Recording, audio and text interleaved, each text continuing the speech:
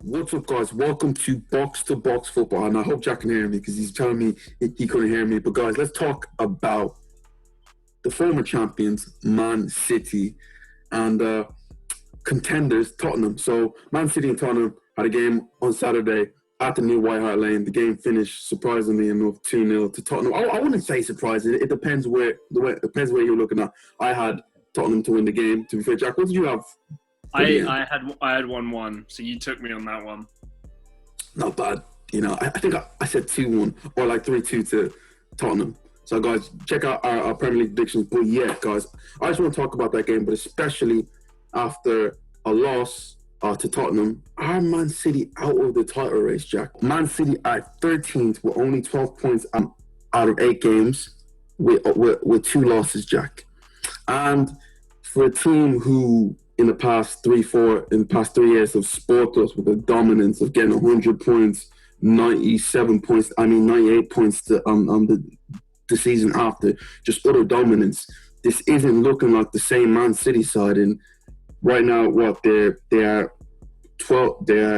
exactly 8 points off the top. Yeah. Are they out of the title race, Jack? I'm going to say no. Because they do have a game in hand. If they win that game in hand, they jump up to like 7th or so, and they'll be 5 points off the top of the table. Now, saying that a Pep Guardiola Man City team can't make up 5 points over like 28 games, like that's a bold man betting for that. James, the scariest thing for this Man City team, I'm looking at it now, in the goals for column, Man City have 10. Now, in terms of the teams that have less goals than them, you've got Arsenal, Wolves, West Brom, Burnley, Sheffield United. So that means they're 6th in goals scored. Manchester City, Pep Guardiola Manchester City, with the attacking talent, the creativity of that midfield, the fullbacks and the way they play, they are 6th from last in terms of goals scored so far this year. Now, this speaks to a problem which I've talked about for such a long time. Why was that Nathan Ake money not spent or at least contributed towards a striker? We know Gabriel Jesus is not good enough to start for Manchester City. You and I disagree on this, but I feel like I've been proven right so far. Sergio Aguero is a walking injury, just waiting to happen. Every single time he comes back, he's out for a couple of weeks here and there. I think he's a little burnt out. Has been at it for too long. Why that money did not go to a striker to help them score goals is the biggest surprise to me. Now, are they out of the title race? No. But is it looking good going forward? I'd say probably not. In my opinion too, Jack, I don't think that they're out of the title race. It is a Man City side, and we're so early in the Premier League. But I feel like what they've given us in the past few years, we're so used to them being so dominant. And watching them right now, we feel like it's easy to get to them. Watching a Tottenham game, I understand that they created chances, and especially in the first half, probably should have got level in Tottenham. Probably even should have taken lead. But after that, in the second half, you never thought that they were really going to score. And I look at them right now. Gabriel Jesus is not going to chip in with. He's not going to get you the 30, 40 goals that like you want from your Sergio Aguero, the way Sergio Aguero has. Right. Their biggest goal threat is Kevin De Bruyne and Raheem Sterling. Right. Now, 2 world-class players, but they're not renowned for their goals. I know Sterling has been getting so many goals in the past few seasons, but he isn't like an average goal scorer. Man City, they need that Sergio Aguero, and if he can't stay fit, I feel like they're really going to struggle this season. Yeah, I mean, lest we forget, the January transfer window will be here before we know it. Reports, I think it was today and yesterday, Messi to Man City's off. So it's No, Jack. We'll get to that one day. Don't worry about that. I've called it a long time ago, but don't let me speak. But what I'm saying is, if that Messi money, that huge contract that they would pay to Messi, if some of that money is now going to be available, like buy a striker, get somebody in. Generally, who is out there that they could honestly bring in? I still think Lautaro Martinez is a really, really good shout for them. Kind of in the molds of Sergio Aguero a little bit. I think Inter Milan would sell for a reasonable price, and I think the competitors for Lautaro Martinez are not interested in buying at the moment. That would be like Barcelona, for example. Not interested in signing players right now. So they may have a free run at somebody like Lautaro Martinez. That's what I would do. You've then got potentially your striker for the next 10 years. But no, you know, January transfer window, a lot can change. I think we know that that's going to happen specifically with a team like Liverpool. We've talked about in previous videos. Transfer window comes in, money is spent on players who are good long term, but also covering for injuries for the time being. I think if Man City do spend the money in the right places, we can see them get back up the table. I mean, the way it's going, Man City aren't qualifying for the top four, let alone a title challenge. But I'm not going to rule them out. It's way too early. Oh yeah, for me, it's like way too early. But I'm looking at that squad. I felt they missed a huge player in David Silva, not just because of his creativity in who David Silva is, but his leadership in certain aspects. I look at Man City I understand Aguero is still there, but when we look back at Man City in the last decade, we talk about that great core that they had of Right. Vincent Kompany, Yaya Toure, David Silva, Sergio Aguero. 3 of them guys are now gone, and then the other one cannot stay fit. Yeah. So now we've lost all that leadership, all that Man City identity that we've known for so many years is now gone. And I feel like this may take this season, and maybe next season to kind of revamp and like revamp the whole thing.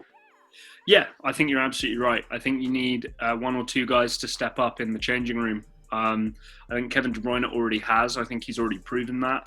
But names like Edison, names like Aymeric Laporte, names like maybe Sterling. I know he's done a lot off the field for a lot of his campaign work and a lot of that stuff, which is very, very admirable. But I wonder if they've stepped up in the same way that those names you mentioned have in the dressing room, just so that they can get back to this place that they were before. One thing I think we should mention is Tottenham played a great game plan. Sorry, go ahead. That's what I was just going to jump into quickly. As great as I won't say poor as Man City was, but let's say as all right Man City was, Tottenham and Jose Mourinho's game plan seemed to work in there. And they went top today. I think, are they still top? So yes.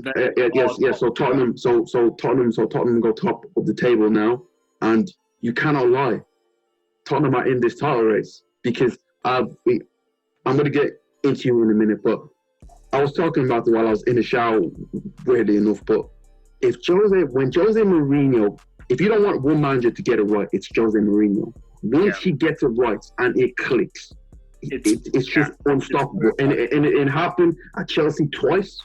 When he was there, it happened at Inter Milan, and it happened at Real Madrid, where first season didn't quite get it right. Second season, they got 100 points.